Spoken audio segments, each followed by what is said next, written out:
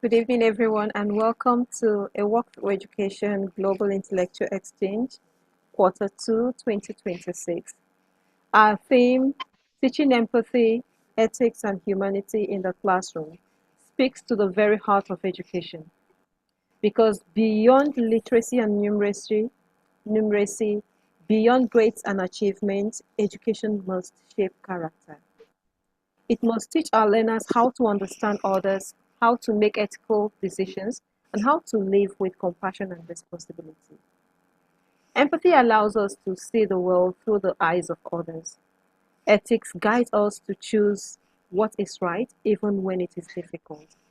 While humanity reminds us that above all, we are all connected.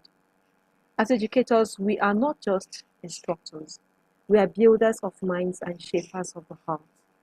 The lessons we teach, the values we model, and the environment we create will influence not only our students, but the future of our societies. Today's session brings together brilliant minds and diverse voices from across the globe, and I am confident that the conversation we will have will inspire, challenge us, and also equip us with practical ways to make our classrooms more humane, inclusive and value-driven. I encourage each one of us to listen actively, reflect deeply, and also engage meaningfully. Together, let us move beyond teaching subtle to truly teaching humanity.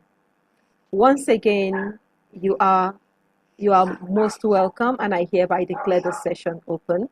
Thank you very much for being here with us. And I'm going to start the session by inviting the moderators to speak on their respective topics.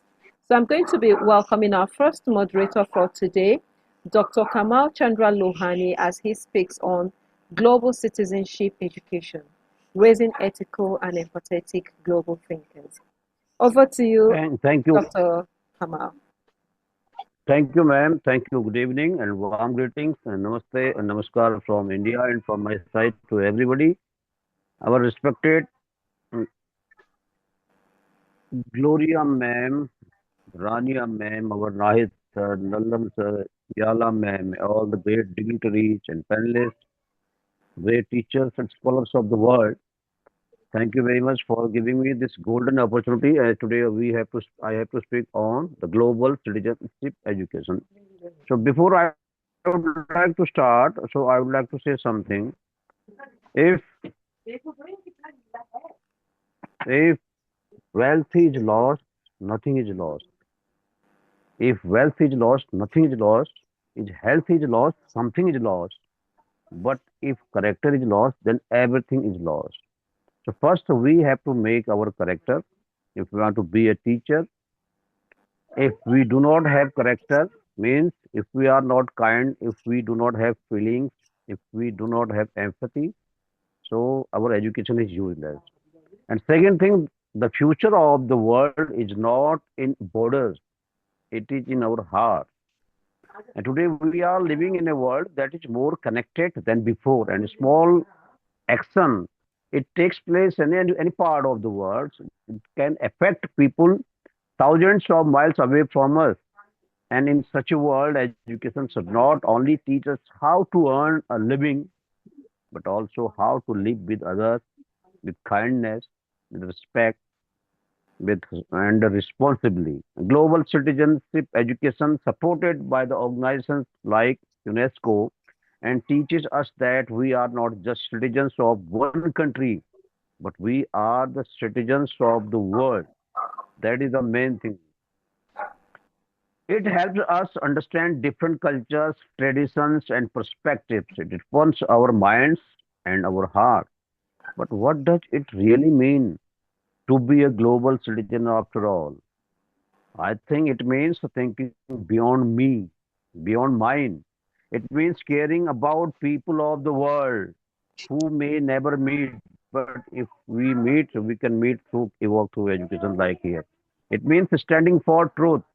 It means standing for justice and equality. An ethical global thinker knows differences between right and wrong, and he chooses what is right. even when it is difficult. An empathetic global thinker feels the pain of others and tries to help, not judge. In today's time, in today's world, we face many global challenges like climate change and poverty and conflicts and inequality. There are so many challenges. These are global issues. And these problems cannot be solved by one country alone. And they need the people who can think globally, who can think critically, who can act responsibly. And that is where education plays a key role.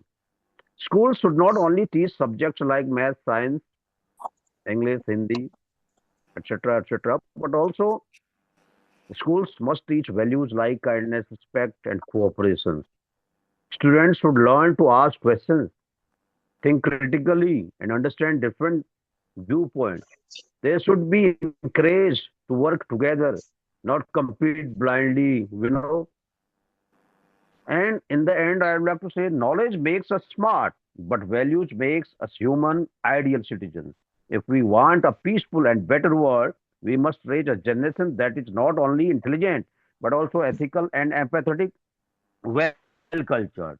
So let us promise to respect every culture, to help those who are in need, to speak for the justice and truth, and to think not just as a citizen of a nation, but as a citizens. Thank you very much.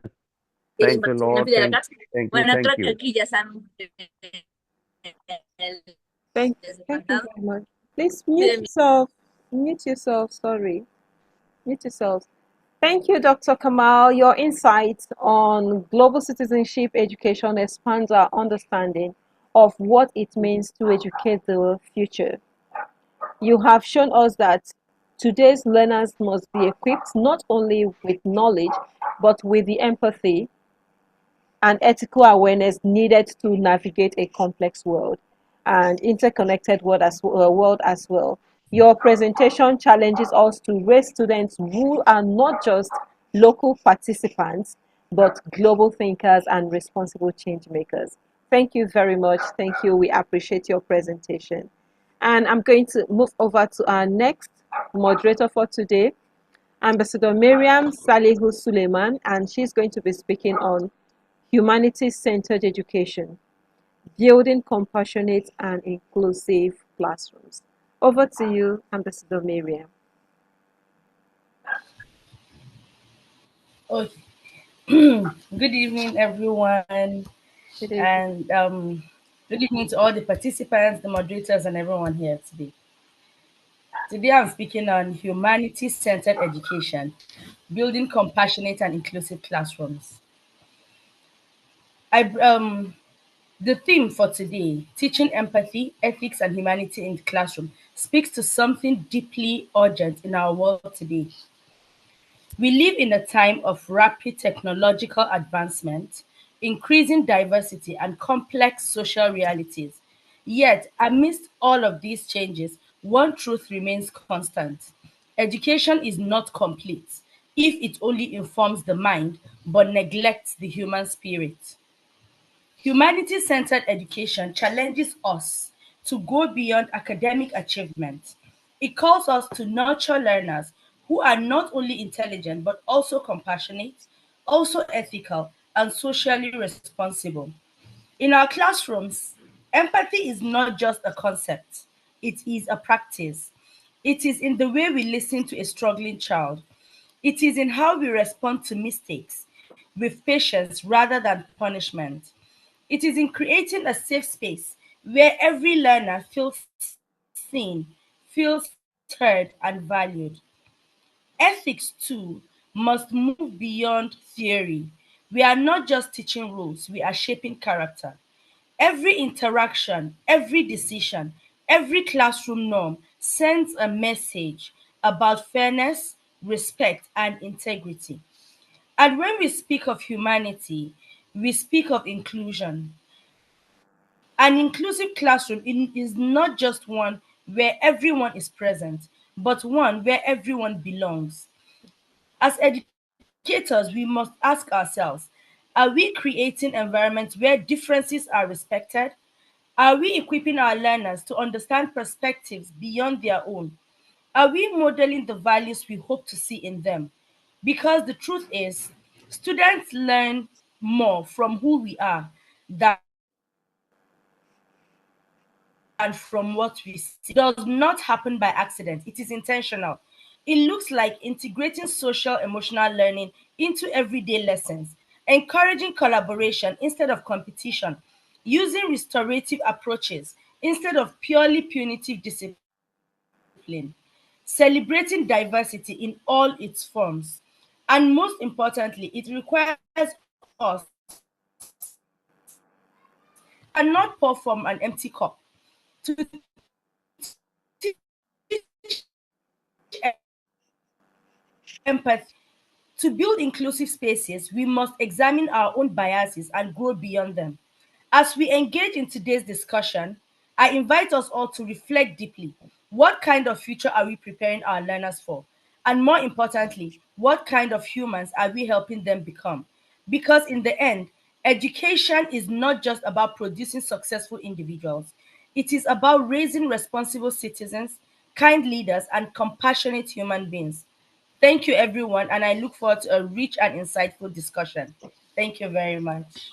Thank you, Ambassador Miriam. Your focus on humanity-centered education speaks deeply to the soul of teaching, and you have powerfully illustrated that education must be inclusive, compassionate, and responsive to the diverse needs of learners. And your presentation reminds us that every child matters, and that true education creates spaces where dignity, respect, and belonging are non-negotiable. So this perspective is essential in building classrooms that truly reflect humanity at its best. Thank you very much, Ambassador Miriam. Thank you. We appreciate your presentation. And I'm going to move over to Ambassador Nahid Raza as he speaks on ethics in education, shaping responsible and value-driven learners. The floor is yours, Ambassador Nahid. My sincere gratitude to our leader, CEO, none other than Gloria ma'am, for giving me and giving us opportunity time and again to speak on such amazing platform. And topic given me today is ethics in education, shaping responsible and value-driven learners. Greetings to all, my dear fellow speakers, guardians of tomorrow's promise. We stand today at a crossroads in the sacred halls of education, not with bricks and mortar, but with the unyielding steel of. We must ask,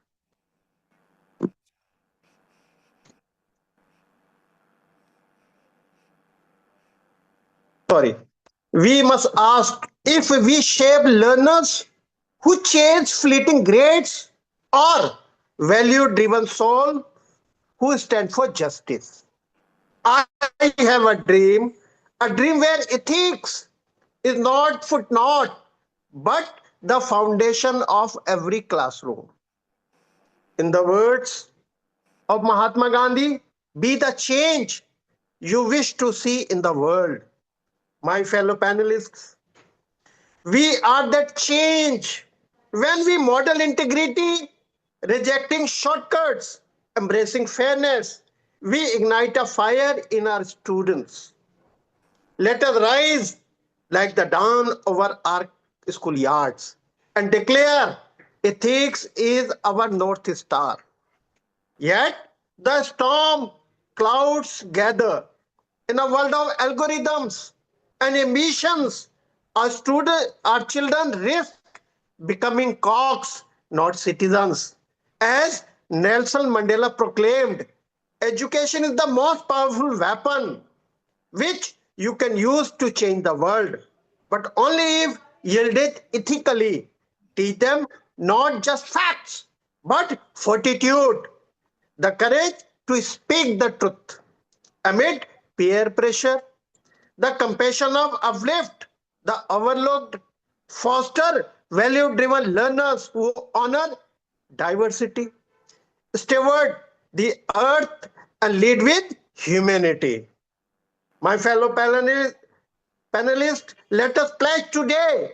We will not falter. We will not compromise through assemblies of accountability, curricula of conscience, the lives of luminous example. We shall shape a generation unbreakable in virtue. Rise with me. Let ethics echo through every corridor, every heart. In form, responsible hands lies our nations and global redemption. Thank you, thank you, thank you. Thank you very much, Ambassador Nahid, for that insightful presentation. And your reflection on ethics in education are both timely and necessary. You have highlighted the critical role education plays in shaping not just intelligent minds, but responsible and principled individuals. So, your emphasis on integrating ethical thinking into everyday learning reminds us that the values are not taught in isolation, they are modeled, practiced, and also reinforced consistently. Thank you very much, Ambassador Nahid. We appreciate you. And I'm going to move on to our next. Sorry, I need to check. Okay, Dr. Rania is here. Okay, I'm going to move over to Dr. Rania.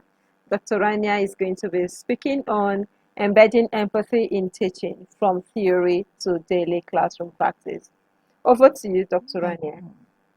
Thank you very much. Good afternoon. This is not an easy topic, I could say, because while all of us, all educators agree on the importance of these values, the real challenge lies in translating theory into everyday teaching practice. So this requires intentional strategies. So that's what we're going to present today. How to move from theory to practice. Of course, this starts from a modeling behavior because teachers play a critical role as role models, demonstrating active listening, patience, compassion. This sets a powerful example. By integrating ethical discussions into the curriculum, I'm going to give you an example later. How to encourage perspective-taking activities like role-playing, debates, reflective writing. These help students see situations from multiple viewpoints. Of course, create a safe and inclusive environment. And service learning and real-world connections, because connecting classroom lessons to community service projects allows students to apply empathy in real contexts. Because helping others, of course, it's something that fosters a sense of responsibility and shared humanity. The role of emotional intelligence is there. So I'm going to share some classroom examples. First is what we call check-in circle. At the start of the class, students can answer a single prompt. You can ask them one word to describe how you feel today, or something good or challenging happening in your life. Why this works? Because students learn to recognize emotions, their own emotions in others, and develop empathy naturally. For example, a student can say that he's anxious about a test. Others may respond other things. Second, as I mentioned before, very important, is the role-play ethical dilemmas. We can present real-life scenarios and assign roles. For example, a student sees a classmate cheating during an exam. What should they do? So students can act out. One is the observer, the other one is the student cheating, the other one is the teacher. And after we will have a discussion. What felt difficult? What would be the most ethical choice? What are the consequences of each action? Actually, this is very, very common in experiential training seminars for teachers. This is why I shared with you. If we have literature, we can teach literature through an empathy lens. While we read a story, we can ask how's this character feeling right now? How you ever felt something similar? And of course, any activity which has to do with walking my shoes. So give students different identities or life situations. For example, refugees, or a working parent, or student with a disability. And then we can ask them to respond to prompts like, what challenges do you face daily? What support would you need? And why this works? Because it strengthens perspective taking and reduces stereotypes. The service learning project I mentioned before, if we can connect classroom learning to real world impact, we can organize, for example, a book drive or a cleanup, a local environment campaign, anything like this, because this includes reflection afterward. And of course, the peer appreciation practice. Once a week, students can write a short note to a classmate by saying, I appreciated you when you helped me, you showed me kindness. So ethics poses moments when a real situation arises, a conflict, pause the lesson briefly. Now we have the worst situation, and then we can discuss it with the students. Emotion journaling is another important strategy when students spend 5 minutes writing about the moment they felt misunderstood, a time that helped someone. The structured debates, of course, and the kindness challenge when students give small weekly missions. Help someone without being asked. Include someone in your group. This is a kindness challenge. These are strategies I want to share with you. I think that very, very interesting. And of course, there aren't one-time activities. The real impact comes from consistency, from reflection, always discuss afterward, and modeling, of course, by the teacher. So thank you very much, Dr. Gloria. I love this topic today. And thank you for giving me this specific topic about strategies. Thank you. Thank you very much, Dr. Rania. Your presentation beautifully bridges the gap between theory and practice. And you have also reminded us that empathy is not an abstract concept, but a lived experience that must be intentionally woven into the daily teaching. So thank you very much, Dr. Rania. Thank you. We appreciate your presentation. Indeed, when empathy becomes the classroom culture, learning becomes more meaningful and transformative. And thank you very much, Dr. Rania. Thank you. Thank you. And let me quickly move over to Dr. Gloria Okbara. She's going to be speaking on the teacher as a moral compass, modeling empathy, ethics, and humanity. Over to you, Dr. Gloria. The floor is yours.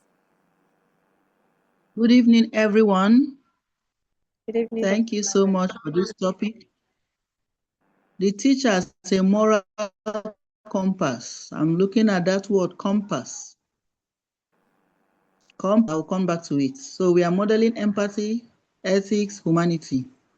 In summary, before I even go to the body of the work, it simply means we should, as teachers, have these values or virtues before we can transmit them or model them to our learners. So empathy, how can we do that? Let's be attentive to these learners. Respond with love and care. Celebrate any small win and be patient with them. Ethics, let's be fair in anything we are doing with them. They keep records. They know everything about their teachers. They discuss teachers. When they leave your classroom and they're your class and they're in their own classroom, they discuss who is who. So let's be fair in all we do.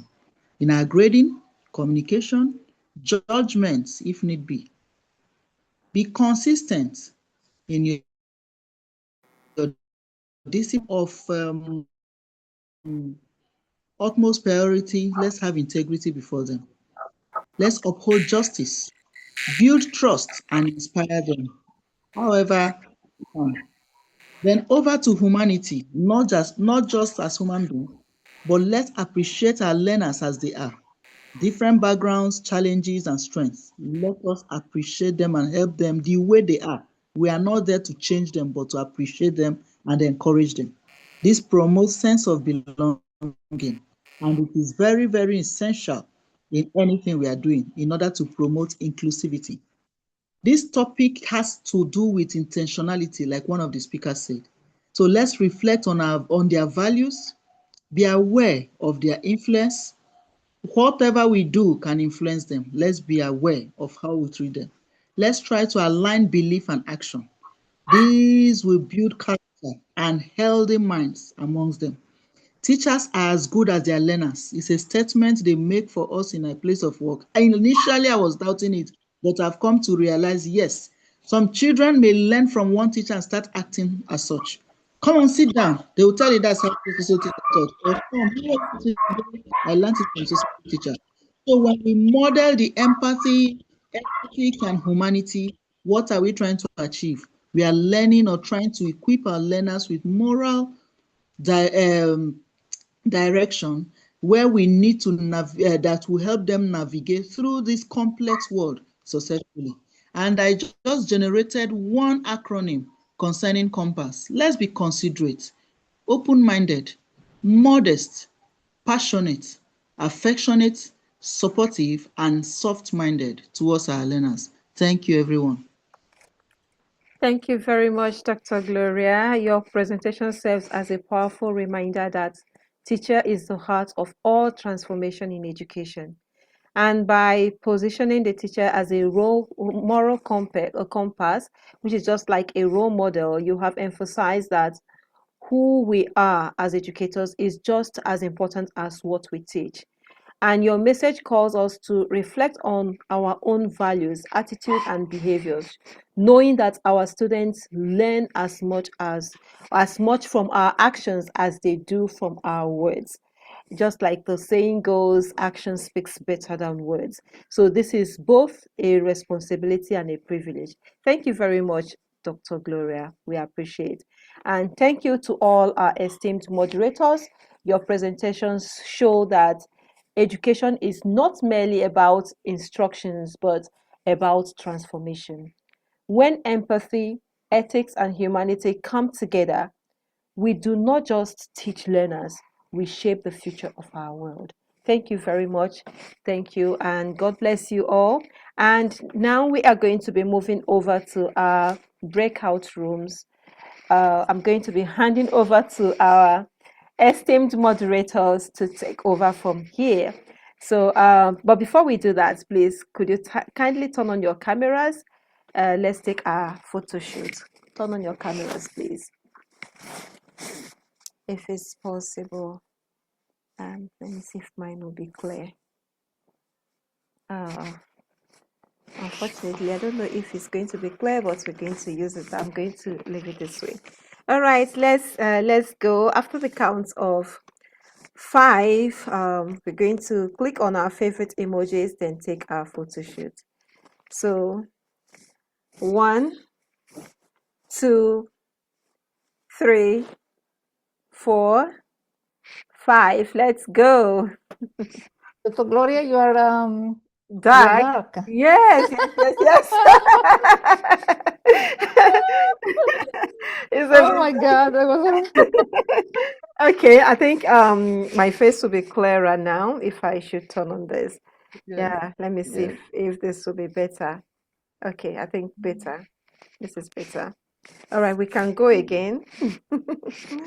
Okay, so after the count of 5, 1, 2, 3, 4, 5. Let's go once again.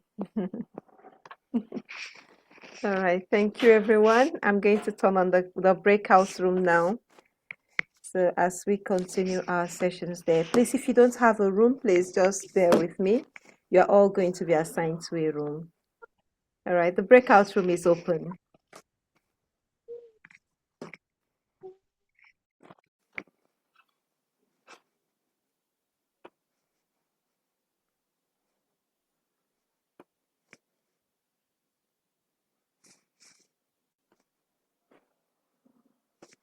Please, if you don't have a room yet, please just hold on. Bear with me.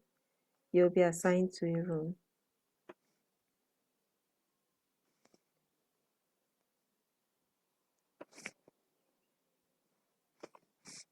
Okay.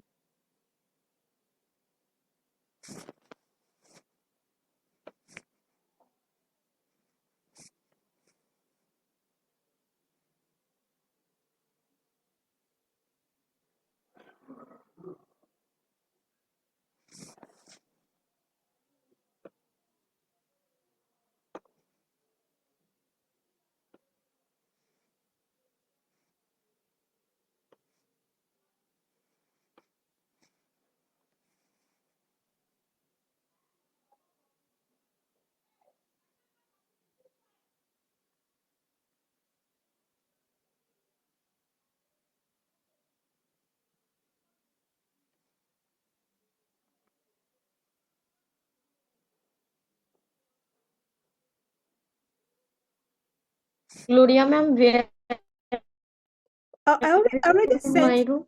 I already sent you to a room. You're in No, room 4. I already sent you to a room. I can see you. You're in room 4. please. Dr. Gloria, what happened? Dr. Gloria. That is network. Okay. I already clicked on join, but it Okay, I've just sent you back.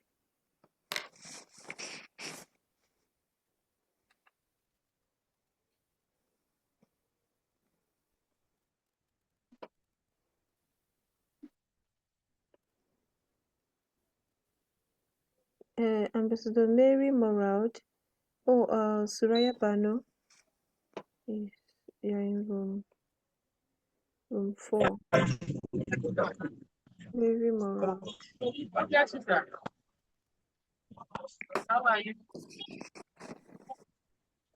You're not going for the All right, I'm going to send you all to your rooms now. Please, if you don't have a room, just bear with me. Just hold on. Just hold on. from boss is already going to Please, if you're having challenges joining your room, just let me know, please. Dr. Sarika, you're already in a room, so is there any problem? If you have any challenge, just let me know.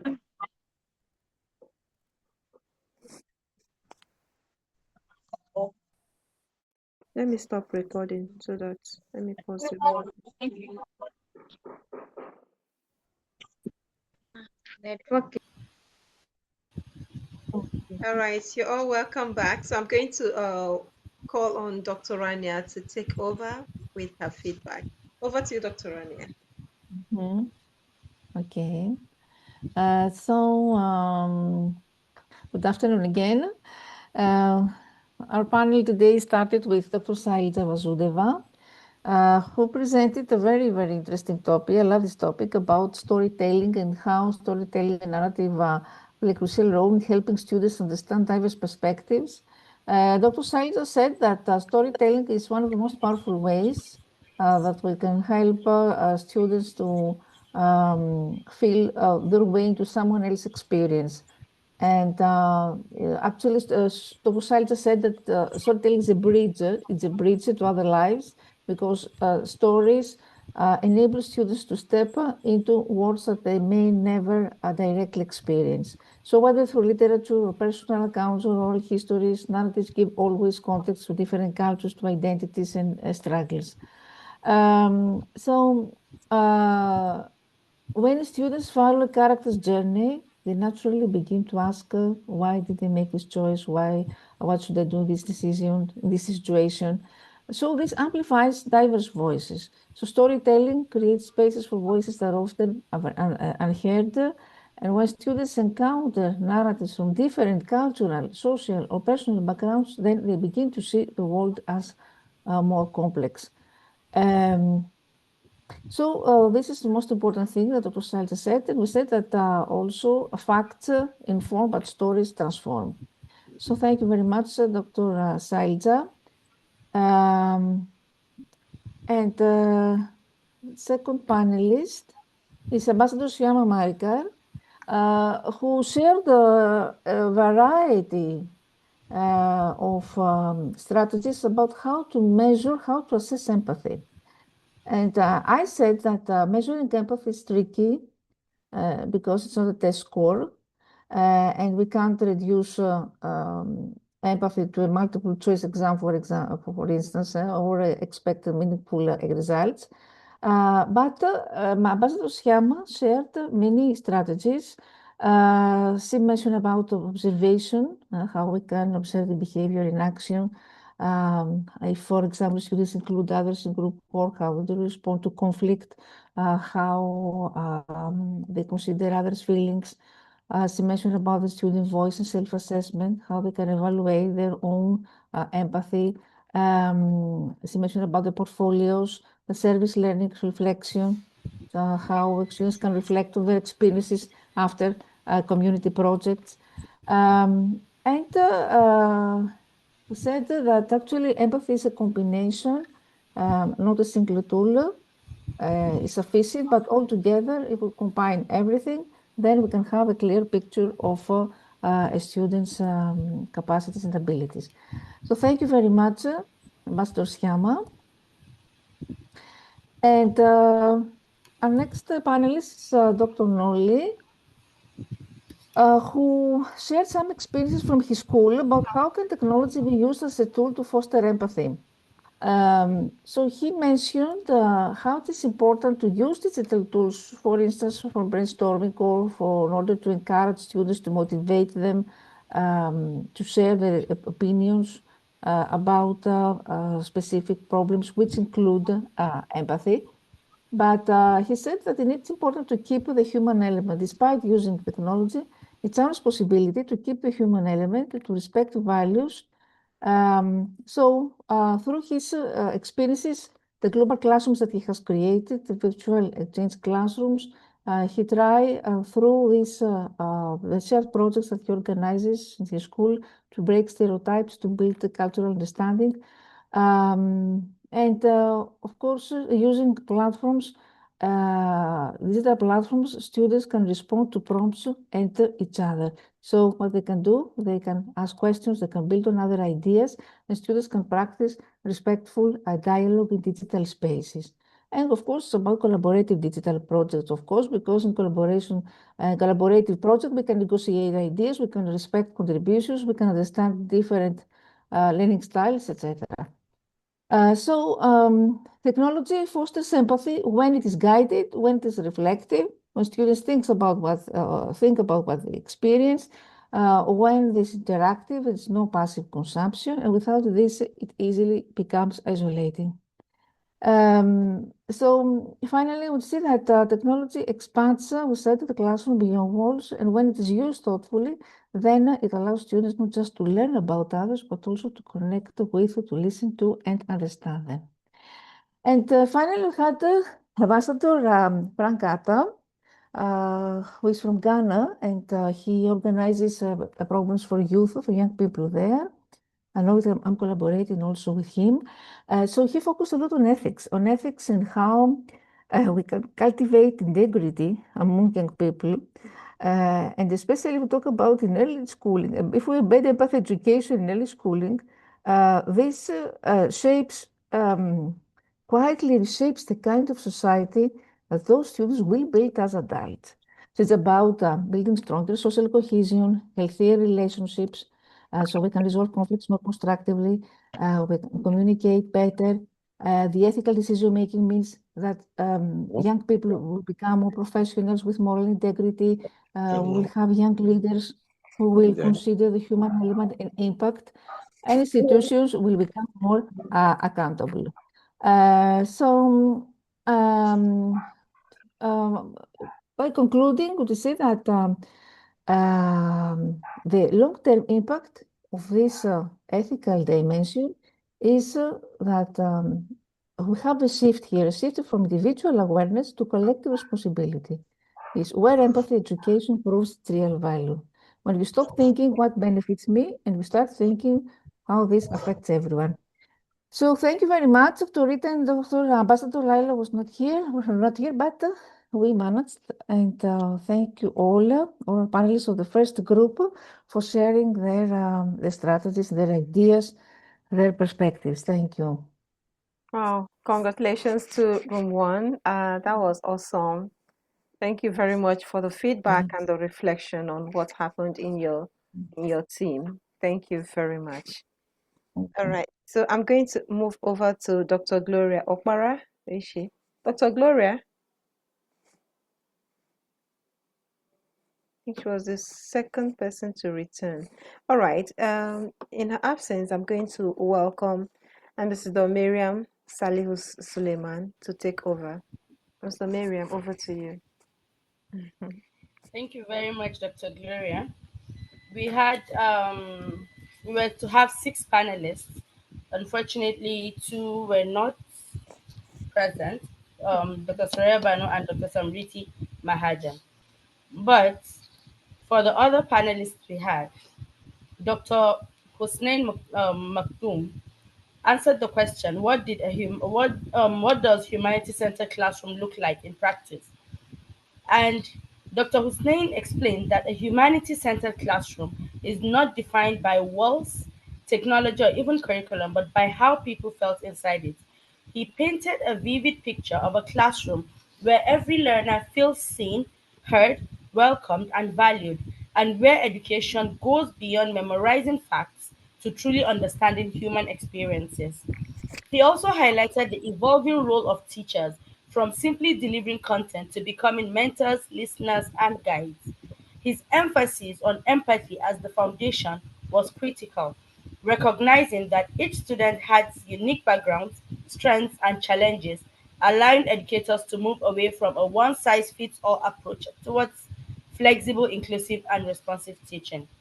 Ultimately, he reminded us that a humanity centered classroom is one where learning is relational, inclusive, and deeply human. Then we moved over to Ambassador Dorcas Akin, who responded to the question on how teachers could nurture kindness and compassion as daily classroom habits. And Ambassador Dorcas began with a powerful reflection on what students truly remember after leaving our classrooms. She emphasized that beyond content and test scores, students remember how they were made to feel in the classroom. She highlighted that education is not just about knowledge, but about character formation, that is, who the learner becomes. The pillars of empathy, ethics, and humanity play a key role in shaping not only academic success, but also teamwork, conflict resolution, and social behavior. Her contribution strongly emphasized intentional daily practice and that kindness and compassion are not accidental, they are cultivated. In essence, kindness becomes impactful when it evolves into daily habits that shapes lifelong character. She also emphasized on listening as how compassion is shown and is built in everyday interactions. Moving over to Ambassador Hillary, who responded to how could schools create safe spaces where every learner felt seen, heard, and valued. He invited the participants to reflect on their own school experiences, moments when they felt seen or unseen, highlighting how impactful the classroom environment could be. He emphasized that a school was truly a place of learning unless was not truly a place of learning unless every learner felt safe, respected, and valued. He also described a safe learning space as one where students feel accepted, free to express themselves, and protected from bullying, discrimination, or embarrassment. He reminded the audience that students might forget what was taught, but they would not forget how they felt during the lessons. Creating safe spaces, therefore, required intentional actions and strong relationships that affirmed every learner's dignity. To our final panelist, Ambassador Anna Patrick, she responded to the question, what is the role of emotional intelligence in building humane classrooms? And Ambassador Anna explained that emotional intelligence was central to building humane classrooms. Beyond academic knowledge, it is the teacher's ability to connect emotionally that transformed the learning experience. She highlighted that emotional intelligence includes self awareness, self regulation, empathy, motivation, and social skills, all of which contribute to creating a classroom where students feel respected, supported, and understood. She also gave a powerful example of the quiet and overlooked child, serving as a powerful reminder that some learners could easily become invisible without intentional attention. Ultimately, emotional intelligence, as she said, is not optional. It is a core teaching competency that shapes both classroom climate and student outcomes. That is all from our room 3. And when we finished the discussion, I showed them my new reads, the books I started reading recently, and some of them begged me to send it to them. This is Dr. Gloria. This theme actually came at a time that I love it. This is the compassionate teacher, why compassion should be at the heart of our schools. And then this is the excludables, understanding the children we exclude and why. So it's actually it's I am enjoying reading it, and the theme for today is actually speaking to me while I'm reading this book, because it's all about what I'm reading here as a compassionate teacher. And Wow. Ambassador Anna begged me to send her the book, but I respectfully declined. Thank Oh. you very much. That's I would like to also request for the book, but I don't know the reason why you declined Anna Patrick. So, No, don't worry. Well, when we are going to India soon, I'll give it to you. Our trip okay. is very soon. So, Dr. Gloria, That was an amazing one from your room. Congratulations to room three.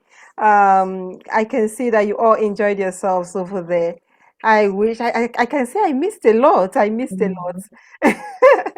Congratulations. Bravo to you all. All right, so I'm going to move over to Dr. Gloria. Dr. Gloria, the floor is yours.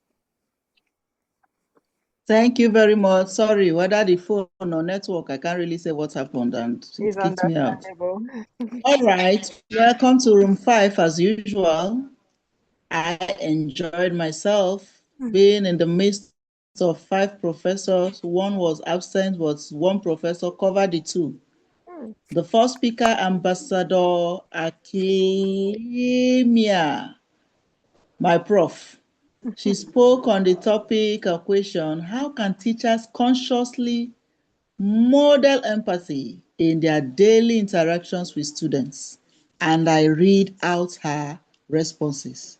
She's telling us that empathy cannot be achieved through big speeches. How can it be achieved? Small, consistent choices of being kind. We should exhibit day-to-day gestures. Listen carefully. Be kind so that they can be comfortable. Let's pause and respond. Use neutral languages. Acknowledge feelings. Be fair and flexible. Let's look into the context before decision making. We shouldn't procrastinate. Attend to issues immediately. How can we do that? Let's try to notice efforts. We should greet by name. It helps them to get that sense of belonging. And she ended by teaching us something.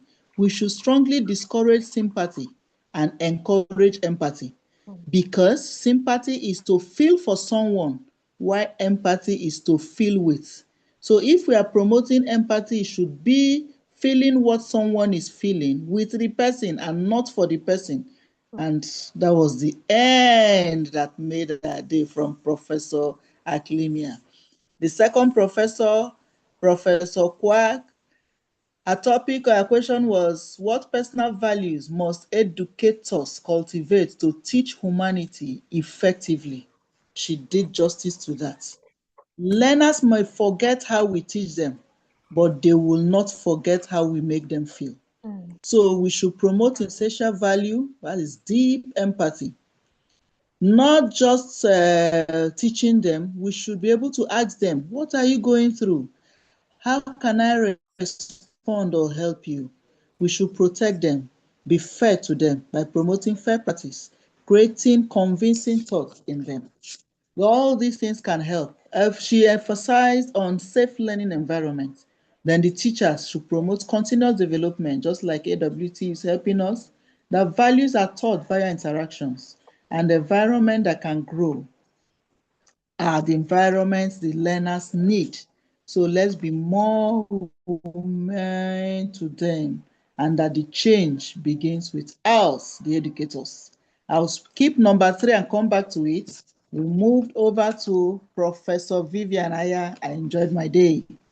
Our topic was, what challenges do teachers face in practicing ethical teaching, and how can they overcome them?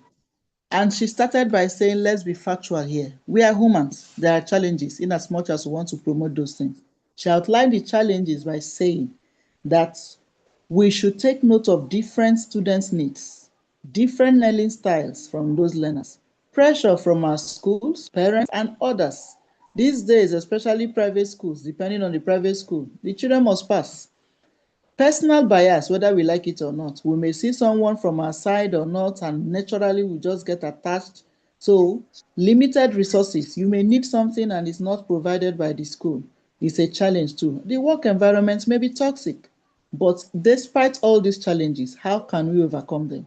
We should keep learning because as we keep learning, we are evolving, especially the platform of AWTE. We should build good relationship with our learners.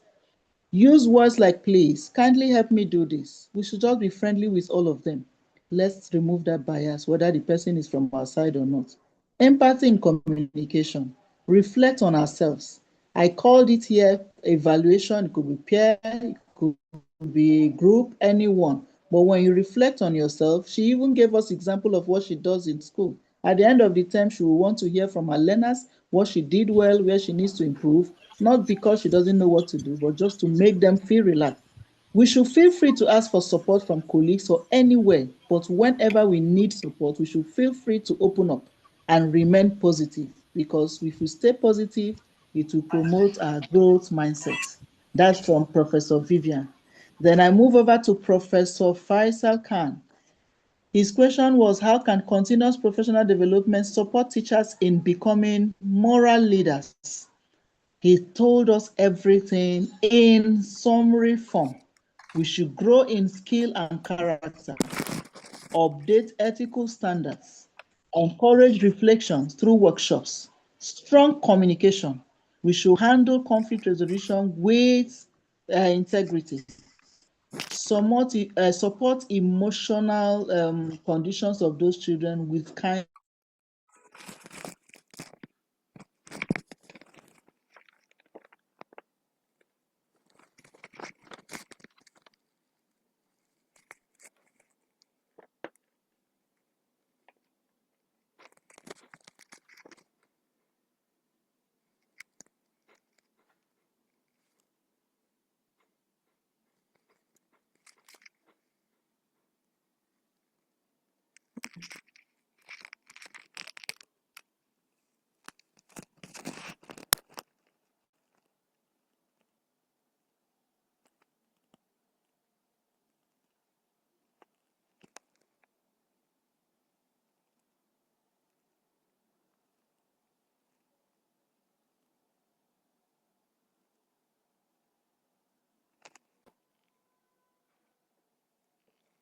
Yes, Kapal.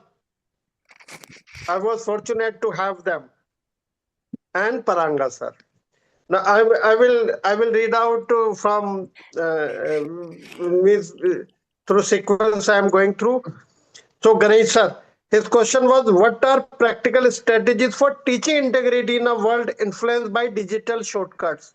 So sir started with answers are click away, right?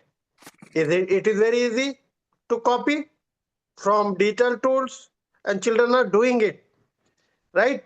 But he said that integrity is when you are doing without being supervised, right? Children can copy things from IT tools, right? And so we need to avoid copying, and children should be allowed and motivated to think it is very good. We should not